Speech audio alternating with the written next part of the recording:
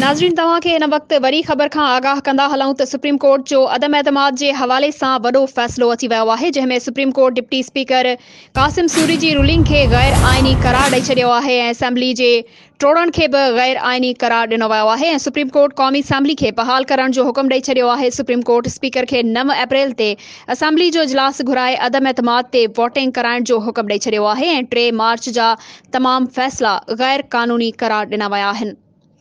नाज़रीन तव्हां खे हिकु भेरो ॿीहर ही वॾी ख़बर ॾेई रहिया आहियूं। Supreme court deputy speaker Qasim Suri जी रूलिंग खे गैर आइनी करार ॾेई छॾियो आहे ऐं असेंबली जे टोड़नि खे बि गैर आइनी करार ॾिनो वियो आहे। सुप्रीम कोर्ट क़ौमी असेंबली खे बहाल करण जो हुकुम ॾेई छॾियो आहे। सुप्रीम कोर्ट स्पीकर खे 9 अप्रैल ते असेंबली जो इजलास घुराए अदम एतमाद ते वोटिंग कराइण जो हुकुम ॾेई छॾियो आहे ऐं 3 मार्च जा तमाम फ़ैसिला गैर क़ानूनी करार ॾिना विया आहिनि।